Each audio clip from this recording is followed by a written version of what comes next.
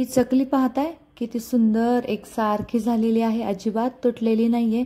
तर ही उपवासाची चकली आहे। भगर आणि साबुदाणा यापासून आपण ही चकली बनवलेली आहे। अगदी सुंदर झालेली आहे, कुरकुरीत अशी छान झालेली आहे। येत्या महाशिवरात्रीसाठी तुम्ही करू शकता आणि उपवासासाठी छान अशी तळून खाऊ शकता। तर ही उपवासाची चकली कशी केली ते आज आपण पाहणार आहोत। आणि जर तुमच्याकडे वाळवण टाकायला जागा नसेल तरीही तुम्ही फॅन खाली करू शकता, घरातच करू शकता आणि मस्त एक ऊन देऊ शकता बाहेर। परातीमध्ये छान भरायच्या आणि मस्त कडकडीत उन्हात 1-2-3 तास वाळवायच्या आणि भरून ठेवायच्या। मस्त अशा छान चकल्या झालेल्या आहेत उपवासाच्या। पाहू शकता किती मस्त फुलल्या आहेत, अजिबातही कडक झालेल्या नाहीयेत। तर चला तर आपण ह्या चकल्या कशा केल्या ते आपण पाहणार आहोत। तर अशाच पद्धतीने वाळवणामध्ये मी बटाट्याचे उपवासाचे पापडे केले आहे, त्याची लिंक मी डिस्क्रिप्शन बॉक्समध्ये देत आहे। त्याचबरोबर बाकीचेही तांदळाचे पापड वगैरे त्याची सुद्धा लिंक मी डिस्क्रिप्शनमध्ये देत आहे, ते तुम्ही नक्की जाऊन पहा। तर पाहू शकता किती सुंदर अशा छान चकल्या झालेल्या आहेत आपल्या आणि छान फुलल्यात, मस्तपैकी डबल झालेल्या आहेत। तर हे पहा, कडकडीत तेलात अशा छान तळून घेतल्या आहेत आणि मस्त झालेल्या आहेत, बिलकुलही कडक झालेल्या नाही। तुम्ही अशा पद्धतीने करू शकता।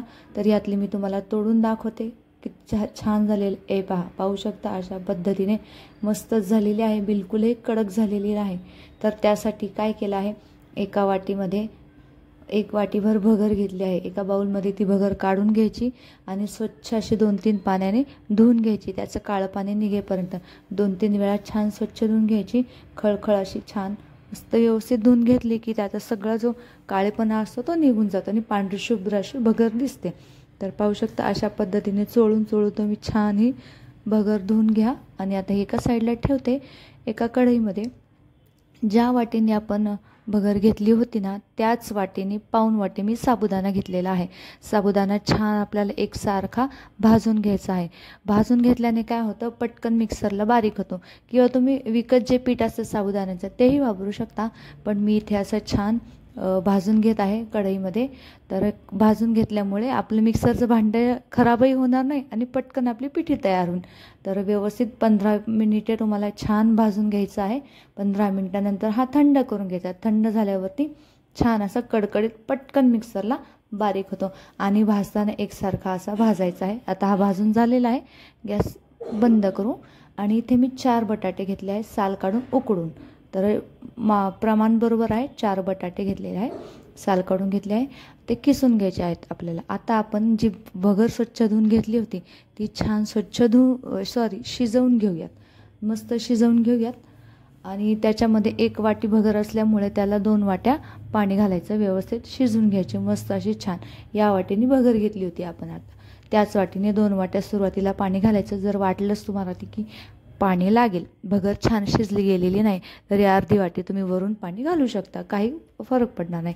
आता चवीनुसार मीठ घालून घेऊया। पाणी आटलेलं आहे आणि व्यवस्थित असं मिक्स करून घेऊया आणि छान अशी वाफ काढायची। जेव्हा आपण गॅस बारीक करतो त्या वाफेवर सुद्धा आपलं निम्मे अर्धी भगर शिजू शकते। हे पहा, आता थोडीशी दबू द्यायची।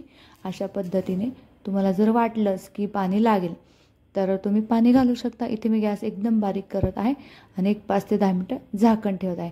पाहू शकता किती छान फुललेली आहे आपली भगर। हे पहा, अशा पद्धतीने आता आपण गॅस बंद करून घेऊया आणि एका परातीमध्ये ही भगर काढून घेऊया। सावकाश काढायची आहे, भगर गरम असते। तर हे पहा, मस्त छान मऊसूद अशी शिजलेली आहे। त्याच्यामध्ये आता आपल्याला हे 4 आपण जे बटाटे घेतले होते साल काढून ते किसून घेतलेले आहेत मी, ते घालायचे। आणि जे आपण साबुदाण्याचं पीठ केलं होतं ते घालायचं। चवीनुसार लाल तिखट घालायचं, इथं तुम्ही मिरच्याही घालू शकता किंवा लाल तिखटही घालू शकता, तुम्हाला जे आवडेल ते घालायचं। आणि त्याच्यानंतर आता मीठ इथे नाही घातलेलं आहे मी, तुम्ही चव घेऊन मीठ घाला, कारण आपण भगर शिजताना मीठ घातलं होतं। अंदाज घेऊन तुम्ही वरून मीठ घाला। जर तसं वाटलं की मिठाची गरज आहे, काय होईल मग, इथं पण मीठ घातलं आपण आणि भगर शिजवतानाही मीठ घातलं तर जास्त खारट आपली चकली होईल। अंदाज घेऊन चव घेऊन जरी मीठ घातलं तरी काही हरकत नाही, ठीक आहे, कारण वर्षभर टिकवायचा आहे आपल्याला हा पदार्थ। कमी मीठ झालं तरी चव देणार नाही, जास्त झालं तरी खारट लागेल। तर अशा पद्धतीने थोडंसं 1 थेंबभर तेल घेतलेलं आहे आणि एकसारखं छान मळून घ्यायचं आहे। तुम्हाला जर जाणवलं की हे पीठ घट्ट आहे तर काय करायचं, कोमट पाणी घ्यायचं आणि कोमट पाणी थोडंसं लावून व्यवस्थित मिक्स करून घ्यायचा. मऊसूत असा गोळा करायचा आपल्याला आहे, कडक नाही. आणि छान असा मस्त मऊ मळून घ्यायचा आहे. मळून प्रत्येक वेळेसही तुम्हाला हा गोळा मळून घ्यायचा आहे, म्हणजे चकली तुटत नाही, छान एकसारखी होती, त्रासही होत नाही चकल्या पाडताना. तर छान मऊ झालेला आहे. तर हे चकली पात्र आहे, याला आपण थोडंसं तेल लावून घेऊया. सुरुवातीलाच तेल लावायचं. त्याच्यामध्ये आता आपण जे मळलेली पीठ होतं ते घालून घेऊया. मऊ झालेलं आहे पीठ, खूप कडकही नाही झालेलं आणि खूप असं सैलही नाही करायचं. तर अशा पद्धतीने छान आपण चकल्या पाडून घेऊयात. ठीक आहे. तुम्हाला ज्या आकाराच्या साईज तुमच्यावर डिपेंड आहे तशा पद्धतीने तुम्ही काढून घेऊ शकता. मी अशा मीडियमपर्यंत साईजच्या चकल्या काढते. तर पाहू शकता अशा पद्धतीने तुम्ही अशा चकल्या करून घ्या. तर अशाच पद्धतीने मी 2-3 तुम्हाला चकल्या करून दाखवते. तर जेव्हा आपण चकली करतो, जेव्हा चकली तोडतो, ठीक आहे, तर हे जे टोक असतं साईडचं ते आतमध्ये फोल्ड करायचं नाही. तर तसंच ठेवलं तर ते तसंच वाळलं जातं आणि तळताना ते असं साईडला दिसतं.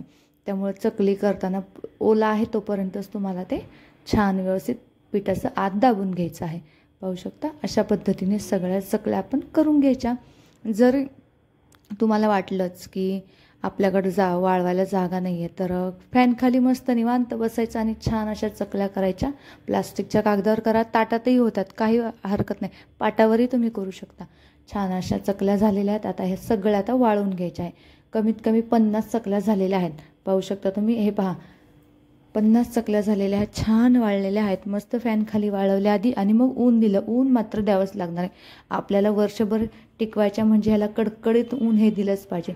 1-2 ऊन दिलं म्हणजे सूर्यप्रकाशाने छान तयार होतात. आता कडकडीत तेलामध्ये छान तळून दाखवते तुम्हाला या चकल्या. तर पाहू शकता किती छान झालेल्या आहेत आणि फुललेल्या आहेत, कुरकुरीत झालेल्या आहेत, मस्तच.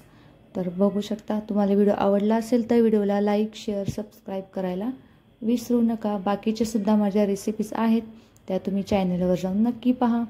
हे पाहू शकता अशा पद्धतीने सर्व चकल्या झालेल्या आहेत, सुंदर झालेल्या आहेत. आता अजून 2-3 मी तुम्हाला चकल्या तळून दाखवते. पहा मस्त फुलतात त्या अक्षरशः. ठीक आहे. पाहू शकता अशा पद्धतीने. आणि कलर पांढरा शुभ्र आलेला आहे, बिलकुलही चकली तुटलेली नाही, अशी एकसारखी छान आणि कुरकुरीत छान मस्त झालेली आहे. अशा पद्धतीने तुम्ही वाळवणामध्ये चकली करून पहा, तुम्हालाही आवडेल. ठीक आहे. तर पाहू शकता. चला आता सगळ्या चकल्या दाखवते तुम्हाला अशा पद्धतीने. हे पहा किती मस्त झालेले आहेत. आता मी तुम्हाला तोडून दाखवते. हे बघा मस्त झाली की नाही, छान अशी. ओके.